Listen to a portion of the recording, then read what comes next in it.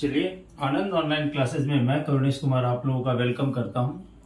आज हम आप लोगों को हिस्ट्री के क्लास में एक खास टॉपिक्स के बारे में बताने वाले हैं। वो टॉपिक्स है आपका सिंधु घाटी सभ्यता, जिसमें से चाहे किसी भी तरह का कोई भी कॉम्पिटिशन्स की एग्ज़ाम दें या क्लास 6 से लेकर के 12 तक के स्टूडेंट के लिए बिल्कुल हमारा सिंधु घाटी सभ्यता का ये वीडियो जरूरी होगा देखना, क्योंकि ये वीडियो देखेंगे तो उनकी कॉन्सेप्ट बिल्कुल क्लियर हो जाएगी। आज तक आप लोग सिंधु घाटी सभ्यता के किताबों में बहुत कुछ पढ़े हैं। मतलब बुक में पढ़ने का क्या तरीका रखते हैं लोग कि पूरी गहरी नॉलेज नहीं रखते हैं, जिसके कारण कुछ ऐसे जो उसमें ज़रूरी तथ्य होते हैं, चाहे वो डेट हो या उनका जो स्केलिंग हो, बहुत सा चीज़ वैसे होते हैं जो गलत याद करते हैं। बाद में पता चलता है कि एग्जामिनेशंस जो है वो एनसीईआरटी पैटर्न पे बिल्कुल चेक किया है हमारा जो कमीशन से, चाहे जो भी हो, आरआरबी हो या जो भी हो, अपने अपने स्तर से एनसीईआरटी का ही बुक को फॉलो करता है और उसके द्वारा वो चेक करता है। तो उस समय आपको बहुत ज़्यादा प्रॉब्लम होती है। इसलिए जो भी हमारा पर्टिकुलर सिंधु घाटी सभ्यता का जो ये वीडियो है, इसमें जो भी डेटा हम लिए हैं वो आपको बिल्कुल एनसीईआरटी बुक से लिया हुआ है और बिल्कुल हमारे द्वारा ये वीडियो तैयार किया गया है। इसमें हम अपने वीडियो बनाने में बहुत ज़्यादा मेहनत किए हैं। आप एक बात ध्यान दीजिएगा कि आज से यदि आप हमारा वीडियो पूरा देखते हैं और अच्छी तरह समझ जाते हैं तो आज से आपको सिंधु घाटी सभ्यता में किसी भी तरह का कोई प्रॉब्लम होने वाला नहीं है। इसलिए आप बिल्कुल 1 घंटे के लगभग का ये वीडियो होगा, आप इसको ध्यान से देखिएगा। कहीं से भी किसी तरह का सिंधु घाटी सभ्यता का कॉन्सेप्ट आज के बाद आपको किसी भी कंपटीशंस के लिए सिंधु घाटी सभ्यता पढ़ने का जरूरत नहीं पड़ेगा। लेकिन हाँ, यदि आप किसी उसमें शोध करना चाहेंगे तो भले उसके आगे आपको पढ़ने की जरूरत पड़ेगी, नहीं तो जो आज हम आपको सिंधु घाटी सभ्यता में जो कॉन्सेप्ट देने जा रहे हैं वो कॉन्सेप्ट यदि आप ले लेते हैं तो उसके बाद आपको सिंधु घाटी सभ्यता का किसी भी तरह का कोई भी टॉपिक्स पढ़ने का जरूरत नहीं है। चलिए, तो सिंधु घाटी सभ्यता के बारे में पहले बात करने के पहले एक बात आप लोगों से हम पहले करना चाहते हैं कि आखिर ये इतिहास का किस ब्रांच के अंतर्गत, या कह दें कि कौन सा भाग के अंतर्गत इसका अध्ययन हम लोग करते हैं सिंधु घाटी सभ्यता का। यहाँ पे हम लोग जब सिंधु घाटी सभ्यता का ये बात करेंगे कि भाई कहाँ से ये सिंधु घाटी सभ्यता इतिहास के किस भाग से आया है। दूसरी बात है, बात करेंगे कि आखिर सिंधु घाटी सभ्यता कैसे उत्पन्न हुआ, उसके विषय में अभी हम बात करेंगे। लेकिन सबसे पहला टॉपिक्स उठाते हैं आपको कि आखिर ये इतिहास के किस भाग में आ रहा है। तो देखिए, हमारा इतिहास कितने भागों में मुख्य रूप से बटा है, तो 3 भागों में बटा हुआ है। पहला आपका कौन सा, तो प्राक, दूसरा आद्य इतिहास और तीसरा जो होता है वो आपका होता है ऐतिहासिक। ठीक है, जिसमें ऐतिहासिक 3 भाग में बढ़ते हैं आपका प्राचीन, मध्यकालीन और आधुनिक इतिहास। ये जो काल आता है, ऐतिहासिक का काल जो आएगा वो आपको जब से लिखना शुरू हुआ यानी नवपाषाण काल से इसका शुरुआत होगी। और एक बात जान ले, यदि गौर से पूरे हिस्ट्री को पढ़ेंगे तो आप लोग को पता चलेगा कि पूरा पाषाण काल में भी लिखने की थोड़ी सी प्रथा शुरू हो गई थी। किसी भी चीज को चित्रालेख करना एक लिपि के अंतर्गत ही आता है।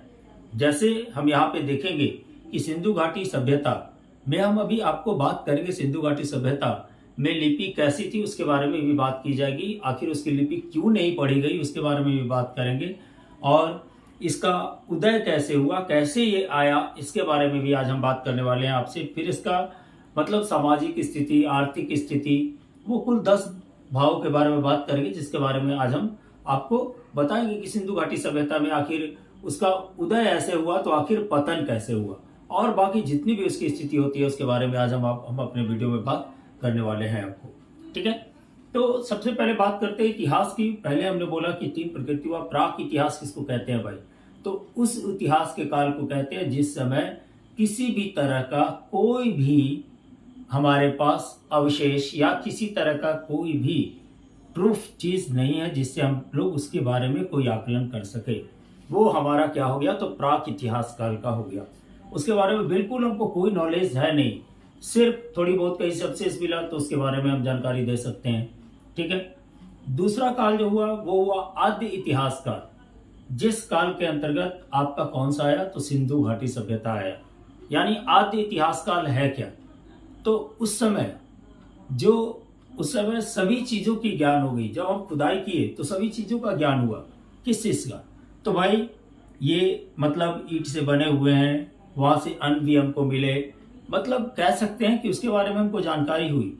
हम उसके लिपि को अभी तक पढ़ नहीं पाए, जिसके कारण हम क्या किए, तो उसके बारे में स्पष्ट रूप से यानी स्पष्ट तौर से उसके बारे में व्याख्या हम नहीं कर पा रहे हैं। यानी सिर्फ क्या करते हैं हम लोग, तो इसके बारे में कल्पना का दौर से सीखे हैं। यानी आज तक जो भी इतिहासकार, ये सिर्फ जैसे एक बात आप याद कीजिए, जैसे हम अभी आपको पढ़ा रहे हैं, हमारे हाथ में क्या है भाई, तो एक पेन है। दूसरी क्या है भाई, तो एक लैपटॉप जिससे हम रिकॉर्डिंग कर रहे हैं। तीसरा क्या है, एक ब्लैक बोर्ड है, एक डेस्क है, एक यहाँ पे थोड़ी सी आपको 2-4 बोर्ड पेन रखे हुए हैं।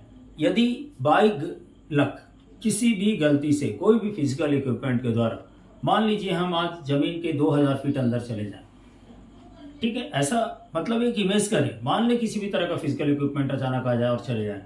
जब 2000 वर्ष, मान लीजिए आज जो हम सिंधु घाटी सभ्यता के बारे में पढ़ रहे हैं, वो लगभग 5000 वर्ष के बाद की पढ़ाई पढ़ रहे हैं। 5000 वर्ष के पहले की चीज के बारे में जान रहे हैं आज हम। तो उस समय क्या हुआ, तो दब गए। आज वो खुदाई हुई और मिला भी, लेकिन हमारा जो लिखा हुआ है, यदि मान लीजिए लैपटॉप हमारा किसी ब्रांडेड कंपनी का है और उस पे नाम लिखा हुआ है, और वो नाम लिखा हुआ है, तो उसका मीनिंग ये होगा कि नहीं, ये लैपटॉप है। आज से यदि 5000 वर्ष पहले खुदाई हो और उसमें मिले, उसमें यही लोग कहेंगे कि उसकी लिपि तो चूंकि पढ़ नहीं पाएंगे, तो कहेंगे हो सकता है कि इस पे टेबल पे रख के खाते होंगे, या किसी अदर टाइप का वो माइंड ऑफ व्यू लगाएंगे। वही माइंड ऑफ व्यू हमारा जो है सिंधु घाटी सभ्यता काल में जो अवशेष मिले हैं उसके आधार पे हम लोग को लगाई गई है। यानी ये क्या है भाई, तो बिल्कुल काल्पनिक है। हाँ ठीक है, अवशेष हमको मिले हैं, इसीलिए तो ये क्या है, आद्य इतिहास काल के अंतर्गत आता है। इसमें आज तक इसकी लिखी हुई बात को हम लोग नहीं पढ़ पाए हैं, ठीक है। और तीसरा तो ऐतिहासिक के बारे में बात कर ली। आज पार्टिकुलर हम लोग देखिए, हम पहले बोले हैं कि सिंधु घाटी सभ्यता का आज का वीडियो आपको बिल्कुल यदि देख लेते हैं तो कभी किसी तरह का सिंधु घाटी सभ्यता में आपका कंफ्यूजन नहीं रहेगा। आप देखिए, अब हम बात करेंगे मेनली किस चीज पे, तो आज भूमिका पे बात करेंगे कि आखिर सिंधु घाटी सभ्यता की भूमिका क्या थी, सिंधु घाटी सभ्यता किस आकार का था, सिंधु घाटी सभ्यता कितने क्षेत्रों में फैला हुआ था। भूमिका का मतलब समझ रहे हैं। दूसरी बात हम करेंगे कालक्रम, अर्थात इसका समय क्या था। तो देखिए, समय से ही रिलेटेड होता है इसका खोज कैसे हुआ, ठीक है। आखिर समय काल खोज होगी तभी समय काल का अंदाजा लाएगा, क्योंकि खोज जब तक नहीं होता है तब तक आप इसको कह सकते हैं कि इसकी समय काल हमको पता नहीं। तो सबसे पहले उसके बाद हम लोग खोज के बारे में जानेंगे, ठीक है। उसके बाद विस्तार कहाँ तक था उसके बारे में भी पढ़ेंगे, प्रमुख स्थल क्या था, उसके बाद विशेषताएं क्या थी प्रमुख स्थल का, उसके बाद सामाजिक स्थिति, राजनीतिक स्थिति, धार्मिक स्थिति, सांस्कृतिक स्थिति, व्यापारिक स्थिति, और इसका पतन कैसे हुआ उसका जानकारी हम लोग आज इस वीडियो में लेंगे। अब सवाल उठता है कि जैसे यदि हम बात करें कि जनरली क्वेश्चंस भी आता है कि आखिर जो सिंधु घाटी सभ्यता था वह किस तरह के क्षेत्र में और किस भाग में फैला हुआ था। तो देखिए, ये पश्चिमोत्तर भारत के क्षेत्र में ये फैला हुआ भाग था, लगभग त्रिभुजाकार क्षेत्र में, ट्रायंगुलर शेप में था। ये देखिए कैसा शेप था, ठीक ऐसा शेप था इसका। यहाँ पे देख रहे हैं, ये आपका ब्लूइश कलर का जो हेड है, देखिए किसी भी क्षेत्र का होगा तो स्केलिंग जो चलेगा वो आपका 2 कॉलम से चलेगा, ठीक है। एक चलता है आपका वर्टिकल कॉलम और हॉरिजॉन्टल कॉलम, जिसमें पूरी तरह से जो हमारा डायरेक्शंस होता है 4 डायरेक्शंस फुलफिल होते हैं। जैसे इसमें भी यहाँ पे फुलफिल है। ये जैसे हो गया आपका नॉर्थ हो गया, ये हो गया आपका साउथ हो गया, ये हो गया आपका वेस्ट हो गया, और ये हो गया आपका ईस्ट हो गया, ठीक है। यहाँ पे आप बिल्कुल डिफाइन देख रहे हैं, ठीक है। देखिए जैसे उसका क्षेत्र क्या था, तो पहला नॉर्थ का साइड जो था, नॉर्थ से साउथ तक में 1400 किलोमीटर की डिस्टेंस थी। 1400 किलोमीटर का डिस्टेंस आपको था, ठीक है। इसीलिए तो इसका एरिया लगभग, अभी हम एरिया की बात करेंगे तो लगभग इसका क्षेत्र, मतलब वहां हम डील नहीं कर पाए हैं अभी आपको, ठीक है। उसके बारे में हम बात करेंगे तो लगभग यहाँ पे देखेंगे कि उसका जो क्षेत्र होगा वो 20,000 वर्ग किलोमीटर का था। उसके बारे में बात करेंगे अभी, आप थोड़ा सा यहाँ पे ध्यान दीजिएगा इस बात को सिर्फ अभी। तो यहाँ पे देखिए, जैसे चिनाव नदी तक अभी इसका जो नॉर्थ साइड था वो अटैच था, ठीक है।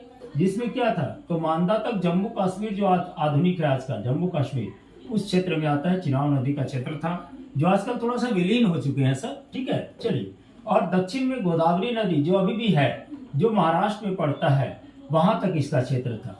इसलिए अवशेष वहां पे मिले हैं आपको। लगभग अभी जो अवशेष वर्तमान में प्राप्त हुआ है वो आपको 1500 अवशेष प्राप्त हुआ है, ठीक है। और वो 1500 जो अवशेष मिला है उसमें 1502 अवशेष मिले हैं, जिसमें से 1000 आपको अभी भारत में है। 500 क्षेत्र जो हुए हैं वो आपका सबसे ज्यादा कह सकते हैं कि 500 क्षेत्र जो है वो पाकिस्तान में पड़ते हैं, और 2 क्षेत्र ईरान के क्षेत्र में पड़ता है आपका। मिस्र ईरान के क्षेत्र में पड़ता है, वो कोई बड़ा बात नहीं है, लेकिन मुख्यतः यह भारत का ही था। यही कारण था। तो एक बात आपको बताएं कि खोज में इतनी प्रॉब्लम क्यों आई, इतनी लेट क्यों हुई। पहले ही इसका खोज हो चुका था, ये भी बात आप जान करके ताज्जुब करेंगे। लोग इस पर ध्यान नहीं दिए थे, ठीक है। चलिए, तो पश्चिम में दासक नदी पर हो गया, पाकिस्तान एवं ईरान का क्षेत्र है ये, ठीक है। और ये हो गया पूरा फिंडर नदी पर आलमगीर, जो कि यूपी है। यूपी में आपका आलमगीर क्षेत्र हुई है, ठीक है। अभी भी उसका नेम है आलमगीर। वहां तक ये क्षेत्र जो है आपका हिंडन नदी था पहले, उसके पूर्व तक फैला हुआ था। यानी टोटल कहा जाता है कि इसकी यदि एरिया की बात करेंगे तो ये पूरे क्षेत्र में, पूरे क्षेत्रफल में एक एनसीईआरटी का बिल्कुल आकलन हम बता रहे हैं, जो 20 लाख वर्ग किलोमीटर तक ये फैला हुआ था। बात समझ रहे हैं इस बात को। 20 लाख, ऐसे आपको अदर बुक में 22 लाख लिखा हुआ है, 22 लाख लिखा हुआ है, लेकिन वो सही नहीं है। 20 लाख वर्ग किलोमीटर तक ये फैला हुआ क्षेत्र है, ठीक है। इस बात को आप ध्यान देंगे थोड़ा। अब चलिए इसकी खोज कैसे हुई। तो देखिए, इसका खोज आप जो सोच रहे होंगे कि इसका खोज पहले ही हो गया था। यदि हमारा जो बात करें 1826 ईस्वी को, चार्ल्स बेसन्स एक अंग्रेज भूगर्भ शास्त्री था, उसने खुदाई करते वक्त हड़प्पा की टीले एवं ईंटें को प्राप्त किया। लेकिन उस समय लोगों को चूंकि ये बात पता नहीं थी, या कह दें उस समय थोड़ा ज्यादा व्यापक पैमाने पर खुदाई नहीं हुआ, तो उस समय ये बात दब गया। लेकिन जब 1853 ईस्वी के लगभग, आपको 1853 ईस्वी के लगभग क्या हो रहा था कि खुदाई चल रही थी। कहाँ भाई? तो कराची से लाहौर के बीच में, ठीक है। कराची से लाहौर के बीच में रेल पटरी बिछाने का चल रहा था। तो उस समय आपको हड़प्पा की टीले और ईंट प्राप्त हुआ था, जिस समय थोड़ी सी खुदाई की प्रक्रिया चली थी। लेकिन इंग्लिशमैन क्या होते थे, तो थोड़ा सा जलने वाले प्रकृति वाले होते थे। तो जब कोई भी जलने वाला प्रकृति का आदमी होता है तो आप समझ सकते हैं कि वो अपनी सभ्यता को आगे बढ़ाने के लिए किसी की सभ्यता को आगे नहीं कर सकता है। यही कारण हुआ कि जब 1853 ईस्वी को अंग्रेज गवर्नमेंट को पता चल गया तो उसने इस पे ध्यान नहीं दिया, और वो सोचा कि यदि हम इस समय इस संस्कृति या इस सभ्यता के बारे में खोज कर लेते हैं तो ये कहा जाएगा कि भारत की सभ्यता पहले से ही एक विकसित सभ्यता है। और इसी गंदी सोच के कारण अंग्रेज लोग इस पर ध्यान नहीं दिए थे, जिसके कारण फिर जो आपका हमारा जो भारत का पुरातत्विक एवं सर्वेक्षण विभाग, तो जो 1921 ईस्वी को आपका उसके अध्यक्ष जॉर्ज मार्शल थे, उनके नेतृत्व में आपका दयाराम शाहनी ने इसमें हड़प्पा नगर का सबसे पहले खोज किया और सिंधु घाटी सभ्यता की खोज की शुरुआत हो चुकी। यानी यदि कोई कहता है, आदमी जनरली लोगों के पास ये कॉन्सेप्ट होता है कि जो सिंधु घाटी सभ्यता था उसका सबसे पहला खोज या सबसे पहले खोज किया गया था 1521 ईस्वी को हड़प्पा नगर में। लेकिन ये चलिए एक ऐतिहासिक या एक मेन व्यू पॉइंट से कह सकते हैं, लेकिन रियलिटी रूप से इसका खोज जो हुआ था 1826 को हुआ था, और उसके बाद चल करके आपको इसका खोज 1853 को भी हुआ था। लेकिन अंग्रेज लोग इसको ज्यादा बड़े पैमाने पर इस बात को नहीं फैलाए थे। अब इसके बाद हम बात करेंगे, जैसे आपको यहाँ तक क्लियर हो गया होगा कि अभी तक जो हम बात की है वो बात की है, पहला किस चीज का बात की है, तो इतिहास कितने तरह का होता है, दूसरा आखिर किसका लिखित प्रमाण नहीं है, कौन कल्पना पे मतलब आज ऐतिहासिक क्या है, और तीसरा ऐतिहासिक क्या है। दूसरा हम बात किए भूमि पर, तीसरा बात किए है कि आखिर इसकी आकृति कैसी थी, कितने क्षेत्र में ये विस्तृत था। तो जनरली क्वेश्चंस भी आता है, यूपीएससी में भी पीटी में आया हुआ है आपका कि भारत किस ये रूप में पश्चिमोत्तर भारत में ये सिंधु घाटी सभ्यता फैला हुआ था, तो त्रिभुजाकार क्षेत्र के रूप में, ठीक है। और दूसरी बात हो गई कि इसका क्षेत्र कितना होता है, तो 20 लाख वर्ग किलोमीटर ये एनसीईआरटी में दिया हुआ है। ऐसे कैलकुलेट करने पर 22 लाख वर्ग किलोमीटर आता है इसका पूरा कैलकुलेशन करने पर। लेकिन एक बात ध्यान दीजिएगा कि जब भी कैलकुलेशन होता है तो ये ट्रायंगुलर का मतलब बिल्कुल ट्रायंगुलर नहीं होगा, कहीं जो होगा थोड़ा सा दबा होगा, कहीं उठा होगा, कहीं कटा होगा। तो इसके आधार पर लेकर के इसका टोटल जो एरिया का किया गया है वो 20 लाख वर्ग किलोमीटर बिल्कुल सही है, ठीक है। उसके बाद हम बात किए कि इसका खोज कैसे हुआ। अब इसके बाद बात करेंगे कि इसका कौन कौन सा नाम रखा गया है और आखिर ये नाम क्यों पड़ा, उसके बारे में बात करेंगे और इसके आगे बात करते हैं। अभी थोड़ा सा इसका स्क्रीनशॉट ले लीजिए।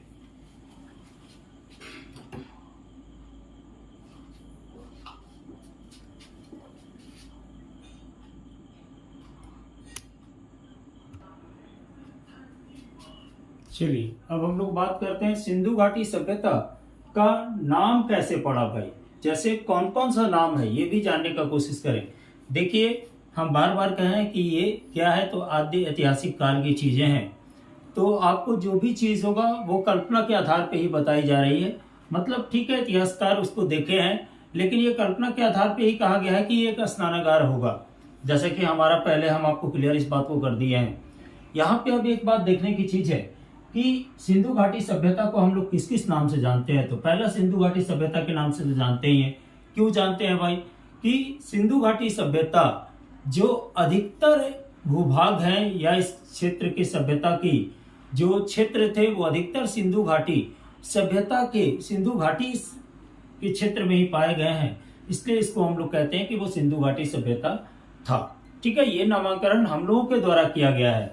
वो समय क्या कहा जाता था सिंधु घाटी सभ्यता को वो किसी को पता नहीं है। एक बात आप समझ जाइए, सिर्फ हम लोग ये इसके आधार पे कह रहे हैं कि वहां पे चूंकि ये सिंधु नदी के किनारे ज्यादा है इसलिए इसको सिंधु घाटी सभ्यता कह सकते हैं। दूसरी बात हड़प्पा सभ्यता का है, चूंकि इसके बारे में जो 1521 ईस्वी को हमारे दयाराम साहनी जी ने सबसे पहले हड़प्पा नगर के खोज किया, जिसके कारण इसको हड़प्पा सभ्यता भी कहते हैं। सरस्वती सभ्यता भी कहा जाता है, इसलिए कहा जाता है क्योंकि सरस्वती सभ्यता सिंधु घाटी सभ्यता की एक सहायक नदी पहले हुआ करती थी, और उस सहायक नदी के किनारे भी बहुत से आपका सिंधु घाटी सभ्यता के क्षेत्र के नगर क्षेत्र के जितने भी अवशेष हुए हैं जो आज खुदाई के द्वारा प्राप्त हुए हैं, इसलिए इसको हम लोग क्या कहते हैं, सरस्वती सभ्यता भी कहते हैं। प्रथम नगरीय सभ्यता, चूंकि पहले इसमें हम लोग यहाँ पे देखेंगे कि बिल्कुल सिंधु घाटी सभ्यता जो था बिल्कुल नगरीय सभ्यता था। आप आज जो हमारे यहाँ का नगर पद्धति जो स्टाइल नगर की जो बसने की स्थिति है, जो सड़कें हैं, वो नहीं था, वो उस काल में था। आप समझ सकते हैं कि हमारा काल कितना आगे था। हम उस समय जैसे हमारे यहाँ सिंधु घाटी सभ्यता के समय हम लोग कितने जो थे वो डेवलप थे, और यही गलती के कारण तो अंग्रेज लोग पहले वो बताया नहीं, क्योंकि वो ये जो करना चाह रहे थे कि नहीं भाई हमारी सभ्यता बहुत आगे थी। लेकिन सत्य माना जाए, यदि पूरे इतिहास को खंगाला जाए तो भारत की जो सभ्यता है वो बहुत पुरानी सभ्यता है। ठीक है, चलिए तो अब बात कर रहे हैं यहाँ पे कांस्य युगीन सभ्यता थी। तो इसी युग में एक क्वेश्चंस भी आता है कि आखिर सिंधु घाटी सभ्यता काल में किस धातु का खोज होता था, किस धातु का उपयोग होता था। तो देखिए ऐसे कहा जाता है कि कांस्य युगीन था, यानी कांसा का उपयोग होता था। लेकिन गौर कीजिएगा कांसा बनता कैसे है, तो टीन और तांबा से मिलकर बनता है। यानी डायरेक्ट नहीं इनडायरेक्ट रूप से कह सकते हैं कि इस काल में टीन, तांबा और कांसा तीनों का यूज होता था। लेकिन अब आपका क्वेश्चंस के अनुसार डिपेंड करेगा कि आपके ऑप्शंस में क्या है, और अलग चीज रहता है और एक कांसा रहता है, तो आप कांसा ऑप्शंस को यूज कर सकते हैं। ठीक है, चलिए तो यानी यही कारण है कि इसको कांस्य युगीन भी कहते हैं, क्योंकि कांस, तांबा एवं टीन से बना हुआ है। बात समझ रहे हैं क्लियर? इस बात को बिल्कुल आप क्या कीजिएगा, एकदम दिमाग में इस बात को जो भी समझा रहे हैं बिल्कुल आप दिमाग में फिट करते जाइएगा, क्योंकि ये बिल्कुल जैसे जैसे आप वीडियो देखिएगा कहीं भी कंफ्यूजन होगा, बार बार हम एक चीज को बताते हैं, आप उस समय बिल्कुल वीडियो को देखिएगा और पॉज करके थोड़ा सा सोचिएगा, बिल्कुल आपको याद हो जाएगा। ठीक है, चलिए अब देखिए बात कर रहे हैं सिंधु घाटी सभ्यता की। क्या कोई उस समय कोई सभ्यता थी, क्या उस समय कोई और सभ्यता थे? तो देखिए सभ्यताएं थी, लेकिन ये लोग इतने दूरी पे थे कि एक दूसरे के नजदीक आना संभव नहीं था। लेकिन उस समय दो सभ्यता जो था वो सिंधु घाटी सभ्यता के नजदीक हो सकता था, थोड़ा सा पॉसिबिलिटीज बनता है। लेकिन तीसरा जो सभ्यता, चीनी सभ्यता जो था वो काफी दूरी पे था, जिसके कारण उसका प्रभाव नहीं पड़ा है। लेकिन कह सकते हैं कि सिंधु घाटी सभ्यता के समय आपका जो था वो तीन सभ्यता, समकालीन सभ्यताएं थी। पहला मेसोपोटामिया अथवा सुमेरियन सभ्यता, ठीक है, मेसोपोटामिया का जो सभ्यता था सो, उसके बाद मिस्र सभ्यता आपका जो नील नदी पे था, और तीसरा पीली नदी के हुआंग हो घाटी में चीन में चीनी सभ्यता। हमारा चीनी सभ्यता भी एक पुरानी सभ्यता है, एक बात आप लोग मान लीजिए। ठीक है। अब एक बात देखिए, कालक्रम, ये बात बहुत जरूरी है कि सिंधु घाटी सभ्यता आखिर किस काल से किस काल तक था। ठीक है, देखिए यदि कालक्रम की बात की जाएगी तो एक बात आप नोटिफाई मानिएगा कि चूंकि उस समय के किसी भी अवशेष को, मतलब क्लियर किसी भी लिपि को पढ़ा नहीं गया है, और दूसरी बात आपका किसी भी चीज के खोज के बारे में यदि बात कीजिएगा, किसी भी चीज की यदि खुदाई होती है, पुरातत्व विभाग खुदाई करता है तो वो दो तरह से खुदाई करता है, एक ऊर्ध्वाधर रूप से और एक लंबवत रूप से।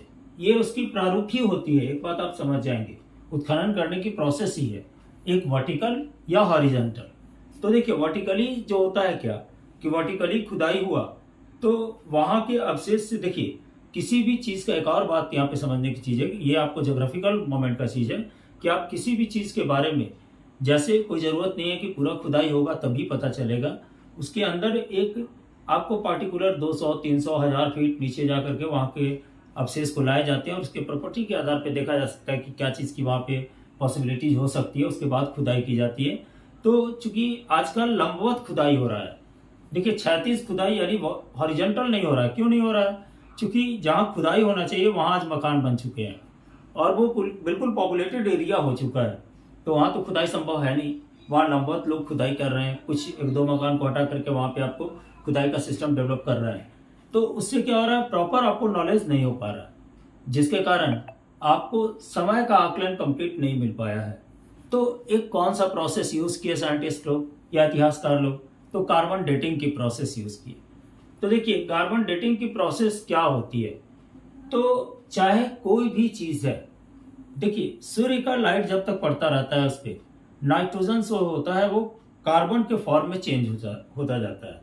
बहुत सा मॉलिक्यूल इसके एडिशंस होते हैं, नाइट्रोजन का बहुत सा मॉलिक्यूल एडिशंस होगा और आपको क्या बनाएगा, 6C14 का बनाता है फॉर्म। और ये मैक्सिमम कितने तक जाता है, तो चाहे एक मॉलिक्यूल लीजिएगा, ये 20 मॉलिक्यूल तक मैक्सिमम जाता है जब ये डेवलप होता है तो।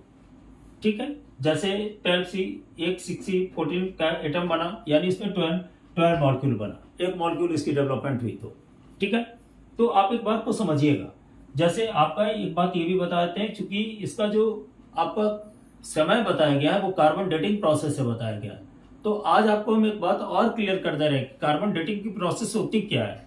तो देखिए कार्बन डेटिंग का प्रोसेस क्या होता है, तो जैसे इन्वायरमेंट में जो नाइट्रोजन्स होते हैं, कोई भी आपका कोई भी वुडन ऑब्जेक्ट हो या दुनिया का मैक्सिमम जो कहा जाता है वुडन ऑब्जेक्ट होते हैं, उसमें क्या होता है कि नाइट्रोजन के बीच रिएक्शंस होती है, और जो नाइट्रोजन के बीच रिएक्शंस होने के कारण इन्वायरमेंट में वो कार्बन का डेवलपमेंट करता है। और खास करके वुडन चीज होते हैं, लकड़ी के चीज होते हैं, उनमें खास करके एक प्रॉपर्टी बनाता है कि वो 6C14 का डेवलपमेंट करता है।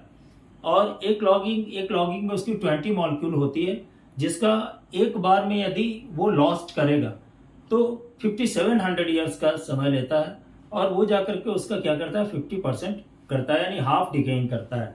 फिर यदि 50% हुआ, जैसे किसी का 100 था, 50% होगा नेक्स्ट 5700 ईयर्स आफ्टर। यदि तब जब वो चीज पे चला जाए जमीन के अंदर, बिल्कुल लाइट से कोई कांटेक्ट नहीं होगा, तो फिर से बनना शुरू हो जाएगा। उसके बाद वो क्या करता है, डिकेइंग शुरू करता है।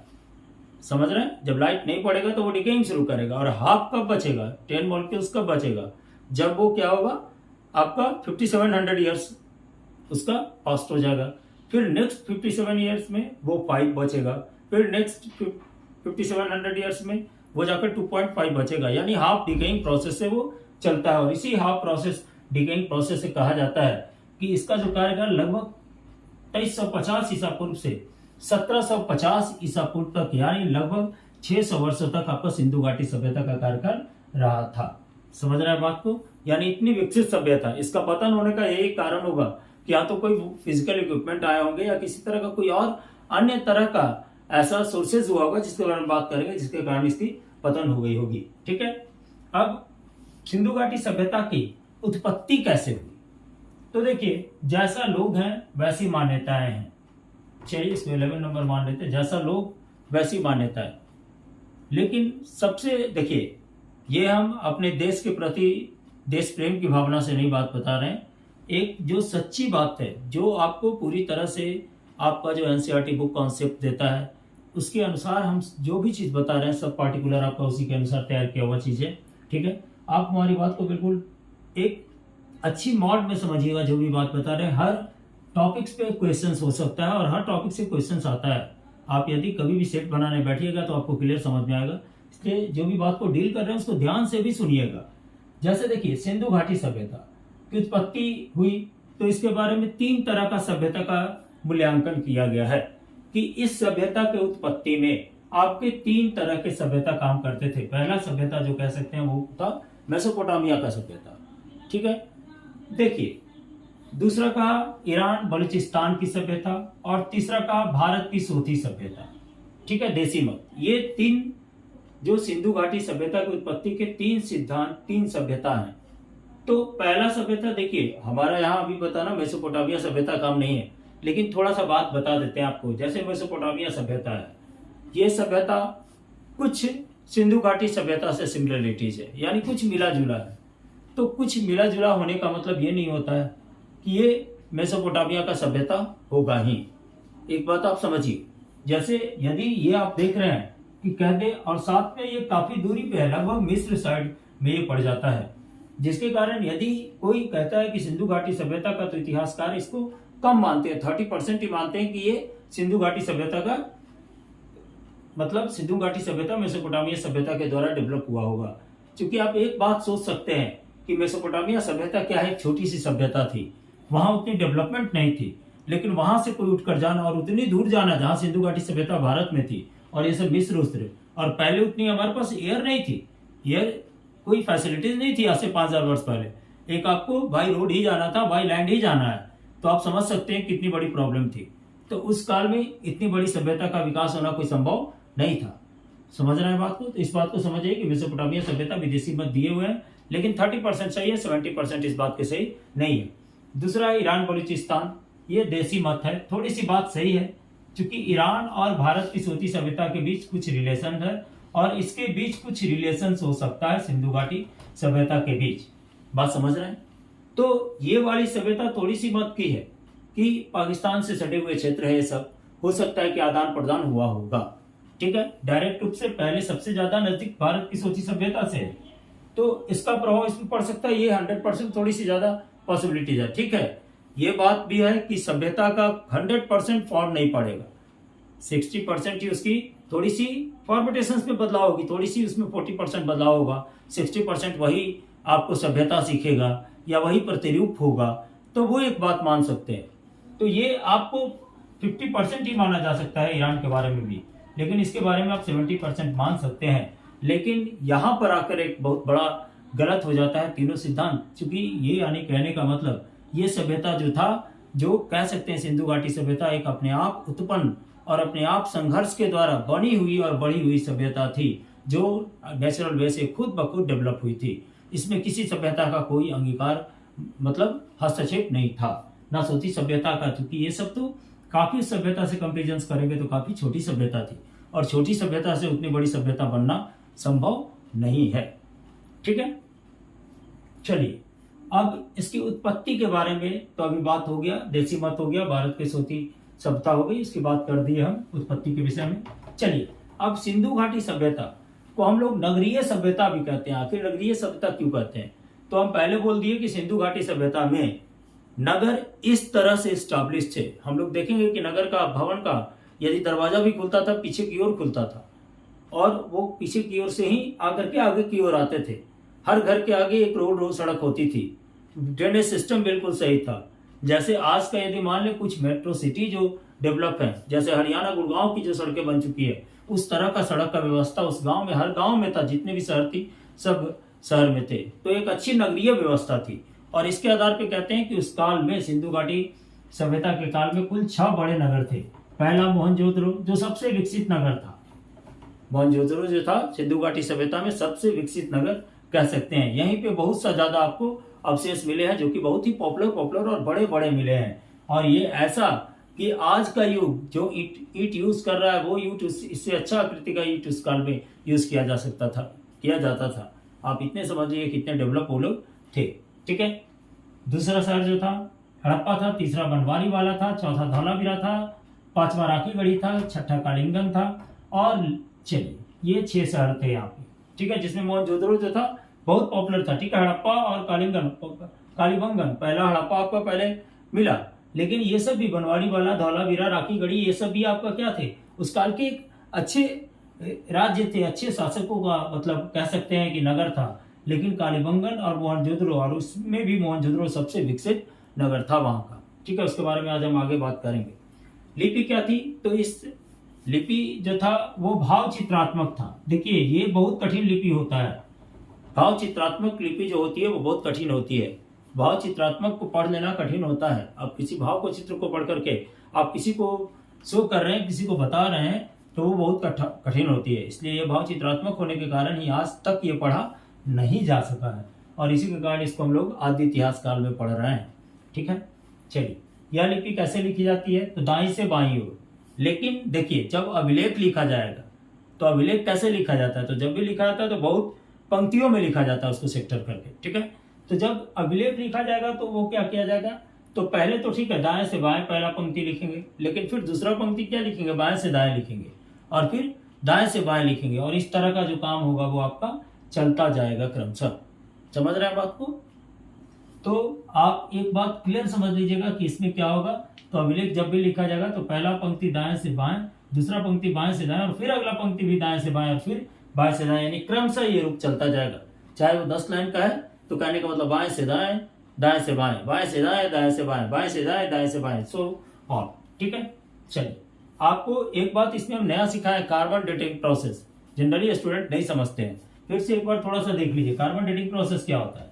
देखिए पहले तो हम बोल दिए कि जब भी कोई भी सनलाइट से उसका इफेक्ट खत्म होगा, रिलेशंस खत्म होगा, खास करके लकड़ी वाले चीज, ठीक है, जो टिम्बर वाले होते हैं, सो उसमें C612 जो होगा वो क्या होगा, 6C14 जो होगा वो डिकेइंग करना शुरू करेगा, सॉरी 6C12 जो होगा वो डिकेइंग करना शुरू करेगा। ठीक है, और ये जब डीके करेगा, समझ रहे हैं, तो डीके करेगा तो देखिए जैसे कोई भी होता है तो 20 मॉलिक्यूल होता है, ऐसा माना जाता है। किसी भी लकड़ी का एक जो अवशेष होगा, चाहे वो जितना बड़ा लकड़ी हो जाए, लेकिन उसमें 20 मॉलिक्यूल ही C4 का डेवलपमेंट होता है, रेशियो से होती है वहां पे। ठीक है, चलिए तो जब ये जैसे उसमें 20 मॉलिक्यूल हुआ तो ये 5700 ईयर्स के बाद, आप समझ रहे हैं, 5700 ईयर्स के बाद ये क्या करेगा, 50% डिकेट कर जाएगा, यानी बच जाएगा 2 ml। तो ये कितने ईयर के बाद, 5700 ईयर के बाद, फिर 5700 ईयर के बाद ये बच जाएगा 2 मॉलिक्यूल, बचा था अभी 5 मॉलिक्यूल, और इस तरह से फिर 5700 के बाद ये 2.5 मॉलिक्यूल, और इसी तरह से ये डिकेइंग करता जाता है। और इसी के आधार पे इसकी एज बताई गई है जो लगभग 600 का है। आज से हम लोग लगभग समझ जाइए तो 5000 पहले 4700-4800 ईसा पूर्व के पहले की बात कर रहे हैं। ठीक है, इस बात को आप अभी जो हम आपको बताया वो बताया, सिंधु घाटी सभ्यता का अन्य नाम क्या है, सिंधु घाटी सभ्यता की समकालीन सभ्यताएं क्या थी, इसका अभी कौन सा प्रॉब्लम है जिसके कारण ठीक से हम लोग इसके बारे में जान नहीं चाहे इसके काल को, और किसके द्वारा हम इसका काल मूल्यांकन करते हैं, सिंधु घाटी सभ्यता की उत्पत्ति कैसे हुई, सिंधु घाटी सभ्यता एक नगरीय सभ्यता क्यों थी, सिंधु घाटी सभ्यता के समय में लिपि कैसे लिखा जाता है, इसका स्क्रीनशॉट ले लीजिए।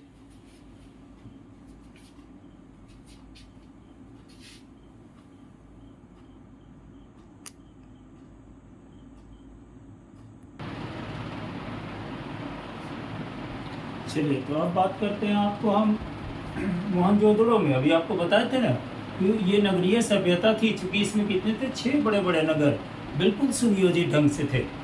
अब यहाँ पे एक बात जानने वाली है कि मोहनजोदड़ो इसका जो नगर था वो वेल डेवलप कह सकते हैं कि शहर था। ये शहर क्या था, तो इसमें सबसे बड़ा अन्नागार मिला है। अन्नागार यानी अन्न रखने की। आप इतनी अंदाजा लगा सकते हैं कि इस काल में इसकी इतनी अच्छी विधि व्यवस्था थी, या अच्छी तरह से मतलब नगर को सुयोजित किया गया था कि यदि किसी तरह का 5 वर्ष यदि अनाज की भी खेती नहीं होगी, 5 वर्ष यदि किसी तरह का अन्न की कमी हो जाती है तो भी लोग गुजार सकते थे, क्योंकि उस काल में जो आपकी स्थापना हुई थी वो अन्नागार की गई थी स्थापना। उसके बाद आपका मोहनजोदड़ो में एक स्नानागार भी प्राप्त हुआ है, जो कि एक मतलब देखिए जो भी चीज हम लोग जो पढ़ रहे हैं वो काल्पनिक ही पढ़ रहे हैं। अब वो जो इतिहासकार को लगा है उसका प्रतिरूप उन्होंने दिया है कि भाई वो स्नानागार के जैसा था, तो इसलिए वो स्नानागार का प्रतिरूप रूप है। जैसा कि हम प्रारंभ में ही बताए हैं कि कल्पना मात्र है, हो सकता है कल्पना गलत भी हो। अब हम लोग ऐसा मतलब कुछ ऐसा इंस्ट्रूमेंट का इंतजार करें जो कि हम लोग के बीते हुए समय के बारे में भी बताएगा कि ऐसा ऐसा समय चला था, ऐसा समय था। समझ रहे हैं कि नहीं? तभी हम लोग क्लियर कुछ इतिहास के बारे में क्लियर जान सकते हैं। नहीं तो ये हमारे पास सब चीज़ है, लेकिन उसके बारे में चूंकि कुछ पढ़ नहीं पा रहे हैं, कुछ जान नहीं पा रहे हैं, इसलिए हम लोग उसके बारे में ज़्यादा कुछ कह नहीं रहे हैं। हाँ, अंदाज पे जो अवशेष मिला है उसके आधार पे हम लोग इस चीज़ की व्याख्या कर रहे हैं। ठीक है, चलिए। इसके बाद हुआ कहने का मतलब, इसकी स्नानाकुंड जो मिला है वो 11.88 मीटर लंबा, 7.01 मीटर चौड़ा और 2.48 मीटर गहरा है। आप समझ सकते हैं कि लगभग वो 168 मीटर मीटर स्क्वायर के एरिया में बना हुआ है। तो कितना बड़ा स्नानागार होगा। ये लोग इतिहासकार कहते हैं कि ये जो यूज किया जाता था उसको लोग पूजा पाठ के समय, हवन कुंड आदि के समय में इसको यूज करते थे। इसमें यहाँ पे देखिए नर्तकी का एक कांस्य युगीन मूर्ति भी मिला है, कांसा से बना हुआ कांस्य युगीन, यानी नर्तकी का, यानी उस समय नृत्य की भी परंपरा थी, यानी इस समय वैश्यावृत्ति भी था। एक बात क्लियर हुई है। मोहनजोदड़ो में 3 मुख वाला एक बात क्लियर किया है कि उस समय क्या था, तो हाथी, गैंडा, चीता एवं भैंसा भी जानवर होते थे। आपको यह बात इससे प्रमाणित किया जाता है क्योंकि उस समय जो एक चित्र मिला है मोहनजोदड़ो के समय में 3 मुख वाला देवता के साथ आपको चारों ओर हाथी, गैंडा, चीता एवं भैंसा विराजमान मिला है। यानी ये संकेत कर रहे हैं कि उस काल में हाथी, गैंडा, चीता एवं भैंसा विराजमान जानवर होते थे। ये भी एक जीके का क्वेश्चन है कि सिंधु घाटी सभ्यता काल में कौन कौन से जानवरों की पहचान हुई, और एक बैल भी थे जो कि उनके बोहर में भी मिला है। आपको जो सिंधु सभ्यता के समय में जो बोहरें चलती थी उस पर वृषभ या श्रृंग उसको भी कहते हैं, यानी बैल का भी चित्र मिला है, यानी उस काल में बैल भी थे। कृषि कहता थी, तो देखिए उस समय कहा जाता है, देखिए ये सब अंदाजन है। अब आप आमतौर पे समझ सकते हैं कि क्या कोई भी अनाज 5000 वर्ष तक बच सकता है, क्या उसके अवशेष रह सकते हैं। लेकिन चलिए अनुमानतः उसके रूप प्रतिरूप के आधार पर कहा जाता है कि उस समय जो जौ और गेहूं की खेती होती थी और मिठास के लिए लोग शहद का यूज करते थे, ठीक है, और चूंकि धान की भी खेती होती थी, ये प्रमाण के लिए लोथल में जो चावल के दाने प्राप्त हुए इससे पता चला है कि उस समय धान की भी खेती होती थी। नगरों तथा, अब थोड़ा सा बात कर रहे हैं नगर जो उनका पैटर्न था उसके बारे में। तो नगर पद्धति जो थी उस काल की क्या थी, तो बिल्कुल मतलब आज जो हम लोग देख रहे हैं, जो गुड़गांव का स्थिति देख रहे हैं, ठीक है, वो स्थिति में नगर व्यवस्था था उस समय। मतलब पूरे इंडिया में 4-5 नगर में ही वैसी व्यवस्था होगी, सड़क व्यवस्था, हरियाणा में, ये सब जगह में तो वैसी नगर व्यवस्था यानी सड़क व्यवस्था थी। तो आप उस व्यवस्था पे अंदाजा लगाइए कि उस समय जो सड़क व्यवस्था थी उस काल आज के काल से भी एडवांस उस समय थी। तो उस जो नगर व्यवस्था या घर का व्यवस्था था उस व्यवस्था को हम लोग कहते थे ग्रिड पद्धति। बहुत इंपॉर्टेंट क्वेश्चन है ये कि जो सिंधु घाटी सभ्यता में जो नगरों और घरों का जो बनाने की पद्धति चलती थी वो ग्रिड पद्धति कहलाती थी। यह पद्धति क्या था, तो देखिए जो दरवाजे होते थे घर का, मुख्य द्वार की ओर सड़क की ओर नहीं खुलता था, वह पीछे की ओर दरवाजे और खिड़की खुलते थे और उससे घूम करके लोग मुख्य दरवाजे की ओर आते थे। ये मतलब कह सकते हैं कि हर घर के बीच सामने घर के सामने सड़क है, लेकिन उसकी दरवाजा और खिड़की जो है उसके सामने नहीं पीछे है। ठीक है, मतलब एक कह सकते हैं वेल प्रोजेक्ट के तहत जो नगर व्यवस्था थी वो बनाई गई थी, यानी ग्रिड पद्धति उसको कहते थे। सिर्फ लोथल में एक उल्टा मिला है कि सड़क के तरफ ही दरवाजे और खिड़कियां मिली है। ठीक है, चलिए मुख्य सड़क पर खुलता हुआ तौल एवं यातायात के बारे में क्या देखिए। तौल की इकाई क्या होती थी, तो 16 का मल्टीपल होता था, कह दीजिए जैसे 16 हुआ, 32 हुआ, 48 हुआ, 64 हुआ, यानी इस तरह से 128 यूनिट देता था। समझ गए, ये स्केलिंग थी आपको उस समय सिंधु घाटी सभ्यता में। और जो भी है वो आपको अवशेष के आधार पर बताई जा रही है। काल्पनिक हो सकता है कि आने वाले समय में अब इतिहासकार और खोज करें और उसके बारे में जाएं, हो सकता है कि कुछ ऐसा इंस्ट्रूमेंट मिल जाए जो हम लोग पास्ट के बारे में देख सकें, तो ये सब बातें गलत भी हो सकती है। ठीक है, चूंकि अनुमानता बात किया जा रहा है, इतिहासकार अनुमान ही बात करता है। चलिए अब बात कर रहे हैं कि यातायात क्या था, तो या तो 2 पहिए वाले या 4 पहिए वाले, यानी 2 पहिया वाले यदि कम आदमी जाना है तो 2 पहिया वाले यूज करते थे, ज्यादा आदमी जाना है, ज्यादा सामान ले जाना है तो 4 पहिए वाले यूज करते थे। और वो चलाता कौन था, तो बैल बैल भी चलाता था और भैंसा चलाता था, यानी उस समय बैल भी था। यानी कुल कितने जानवर थे, तो आपको पता होगा 5 जानवर थे, हाथी, गैंडा, चीता, भैंसा, बैल। ठीक है, याद रखिएगा इतिहास में ये क्वेश्चन, हाथी, चीता, गैंडा, भैंसा, बैल। चलिए अब अनुमानता देखिए, ऐसा अनुमान, सब तो अनुमान ही लगा रहे हैं हम लोग, तो अनुमानता ऐसा कहा जाता है कि मातृसत्तात्मक ये परिवार था, चूंकि मातृसत्तात्मक उस समय की जो सभ्यता थी और समाज था वो मातृसत्तात्मक था। कहने का मतलब वहां कुछ वृत्तियां मिली हैं जो ढंग की मिली हैं और जिनको की पूजा करता हुआ दर्शाया गया, उसके आधार पर कहा जा सकता था, कहा गया है कि वो मातृसत्तात्मक समाज था। तीसरी बात हो गई कि उस समय लोग खेलते क्या थे, तो देखिए आजकल के जैसा कोई कार्टून शो या कोई क्रिकेट और वो मैच नहीं होता था। उस समय मनोरंजन के लिए लोग क्या करते थे, तो मछली पकड़ते थे। ठीक है, दूसरा काम हो गया शिकार करते थे, पशु पक्षी को पकड़े, ठीक है, पशु पक्षी को लड़ाए, पासा खेले आदि, बस यही खेल उस समय थी। लोग अब ये अवशेष के आधार पर बताई जा रही है, कपड़े पहनने का क्या होता था, तो सूती और ऊनी दोनों तरह का वस्त्र का उपयोग ये लोग करते थे, यानी सूती का भी प्रोडक्शन करते थे, कॉटन का भी, और उलन भी प्रोडक्शन होता था एनिमल्स के थ्रू। ठीक है, चलिए क्या चीज से परिचित नहीं थे, तो तलवार से परिचित थे, बाकी वेपन जो गड़ासी भाला होता था उस सबसे वो जानते थे, तलवार उनको नहीं आती थी। उस समय पर्दा प्रथा चलता था, ठीक है, और साथ में वैश्यावृत्ति भी चलती थी। ठीक है, एक आप नया नाम जानिए, ये सब देखिए जो भी नाम दिया जा रहा है मोहनजोदड़ो, कोई उस समय नाम नहीं था, हम अब दे रहे हैं अवशेष के आधार पे। ठीक है, एक टेराकोटा जब बोला जाता था, तो आग में पकी हुई जो मिट्टी की बर्तन होती थी ना, उसको हम लोग टेराकोटा कहते थे उस काल में।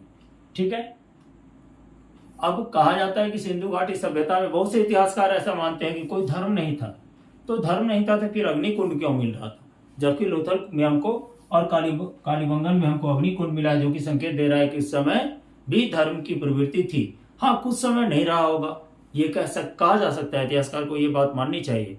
नहीं तो कुछ कुछ चीज ऐसे, जैसे देवी मूर्ति मिलना या देवी मूर्ति मिलना कह सकते हैं कि नहीं भाई उस समय मातृसत्तात्मक थी तो देवी की पूजा करते थे, लेकिन अग्निकुंड और हवन की प्रवृत्ति जो होती है वो धार्मिक प्रवृत्ति में ही की जाती है, और जब ज्यादा धार्मिक प्रवृत्ति होता है तभी कोई हवन कुंड करता है। तो अग्निकुंड मिलने का मतलब होता है, बड़े बड़े अग्निकुंड मिले आपको लोथल और कालीबंगन में, कि उस समय धार्मिक प्रवृत्ति थी, यानी धर्म के लोगों के प्रति झुकाव थी। इसका स्क्रीनशॉट लीजिए। आगे आज जो हम आपको अभी जो बात की है वो मोहनजोदड़ो के बारे में बात किए हैं। मोहनजोदड़ो में मतलब कौन कौन से जानवर पाए जाते हैं वो भी बात की है। कृषि एवं पशुपालन के लिए बात की है कि उस काल में कृषि और पशुपालन का क्या व्यवस्था था। हम आपको पहले ही बोले थे कि 10 पार्ट में हम आपको कुल बात करेंगे, 10 पार्ट के छोटे छोटे पार्ट में हम उसको सब डिवाइड कर दिए और आपको बात किया है। आप हमारे वीडियो को ध्यान से देखिएगा। सिंधु घाटी सभ्यता का आज से आपको कॉम्पिटिशन्स में एक भी क्वेश्चन नहीं छूटेगा, इसका पूरी तरह से गारंटी दे रहे हैं। स्क्रीनशॉट लीजिए।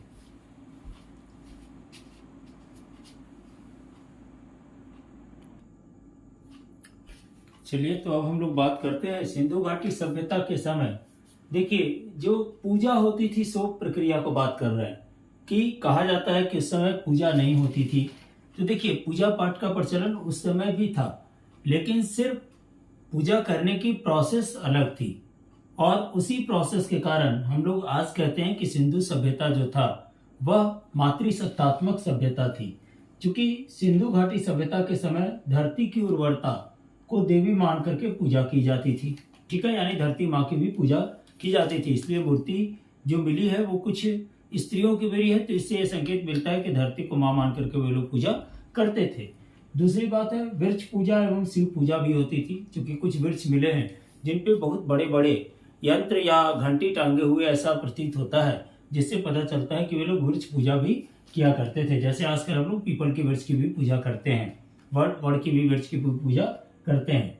सिंधु सभ्यता में मातृ देवी की उपासना की जाती थी, और उस समय जो पूजनीय होता था, जैसे आज हम लोग हिंदू लोग गाय की पूजा करते हैं, उसी तरह से यदि हम लोग देखें तो उस समय कुबड़ वाला साड़ की पूजा की जाती थी। ये सब आपका एक तरह से इंपॉर्टेंट क्वेश्चंस है जो आपके एग्जामिनेशंस में आता है, एक बार ध्यान दीजिएगा।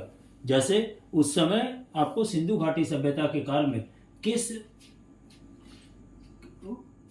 किस जानवर की पूजा की जाती थी, तो कुबर वाले साड़ को विशेष पूजा की जाती थी, याद रखिएगा। शवों को क्या था, तो उस समय मृत्यु के पश्चात शव को जलाया भी जाता था और दफनाया भी जाता था। ये संकेत दे रहा है कि उस समय भी सिंधु घाटी सभ्यता भी दो समुदायों में बटी हुई थी।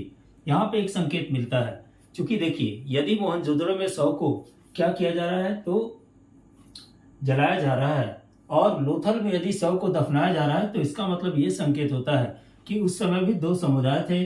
जो एक समुदाय क्या करता था, शवों को जलाता था, और दूसरा समुदाय शव को दफनाता था। यानी उस समय भी दो तरह के धर्म की उत्पत्ति थी। यदि धर्म था या परंपराएं, धर्म क्या है तो परंपरा है, तो यदि परंपराएं थी तो दो तरह की परंपराएं मानने वाले लोग उस सभ्यता काल में भी थे। ठीक है। हड़प्पा में जितने भी मोहर मिले हैं उसमें बैल यानी एक श्रृंगी पशु उस समय कहा जाता था। ऐसे देखिए जो भी बात है सो आजकल का कल्पना के तौर पे इतिहासकार लोग कहे हैं, वही बात कर रहे हैं, बैल की आकृति मिली है। आजकल का जो वर्तमान में क्षेत्र है, पंजाब, राजस्थान, गुजरात, उत्तर प्रदेश, हरियाणा, सिंध और बलूचिस्तान का क्षेत्र जो होता है वो आपका क्या है तो सिंधु घाटी सभ्यता का इसका क्षेत्र माना जाता है। आधुनिक क्षेत्र हुआ ये सब। ठीक है। अभी तक 1502 क्षेत्र का जानकारी हो चुका है, जिसमें हम पहले ही बता चुके हैं 100 भारत के क्षेत्र में आता है, 500 पाकिस्तान में और 2 जो है अफगानिस्तान क्षेत्र में आता है। अब देखिए इतनी बड़ी सभ्यता चली, लगभग 600 वर्षों तक ये सभ्यता आराम से काम किया। लेकिन ऐसे तो बहुत सा लोगों की, बहुत इतिहासकार बहुत से बात कहते हैं, लेकिन आप यदि ध्यान से देखिएगा तो जो भी सभ्यता था ये वो एक नदी घाटी के ओर था, और नदी घाटी अपने क्षेत्र को भी बदल चुके हैं। आज इतिहास यदि आज करके क्षेत्र के बारे में आकलन कीजिएगा तो देखिएगा कि जो आज बिल्कुल नदी घाटी का क्षेत्र ना होकर के समतल भूमि का क्षेत्र हो चुका है, वहां पे क्या हो रही है तो उनके अवशेष मिल रहे हैं। तो इससे प्रतीत हो रहा है कि जो क्षेत्र पहले नदी घाटी का किनारा होता था, जो आज एकदम बिल्कुल समतल भूमि बन चुका है, तो ऐसा मान्यता कहा जा सकता है कि बाढ़ आदि या जो बहुत बड़े पैमाने पर नदी अपने क्षेत्र को, मुहाने को या अपने चलने के वे को बदले होंगे, जिसके कारण क्या हुआ होगा कि इस जो सिंधु घाटी सभ्यता है उसका विनाश हो गया होगा। आज आपको बिल्कुल हमारे वीडियो से आज आपको कॉन्सेप्ट सिंधु घाटी सभ्यता का क्लियर हो जाएगा। इसके बाद आपको सिंधु घाटी सभ्यता में कहीं किसी चीज को पढ़ने की जरूरत नहीं पड़ेगी, ये हम आपको बिल्कुल गारंटी देते हैं। साथ ही आपको ये भी बात बताते हैं कि आप किसी भी कॉम्पिटिशन्स की प्रिपरेशंस कर रहे हैं उसमें हमारे वीडियो को देखिए। कोई यदि क्लासेस 6 से 12 तक भी पढ़ने वाले एजुकेशन वाले स्टूडेंट हैं तो वो भी हमारे सिंधु घाटी सभ्यता वाले वीडियो को देखें, क्योंकि उनके लिए भी ये जरूरी चीज है। ठीक है। और ये बात हम बता दे रहे हैं कि सिंधु घाटी सभ्यता एक ऐसा टॉपिक्स है जो हर कॉम्पिटिशन्स में से क्वेश्चंस आता है। आप हमारे आनंद ऑनलाइन क्लासेस चैनल को सब्सक्राइब कीजिए। चलिए, थैंक यू।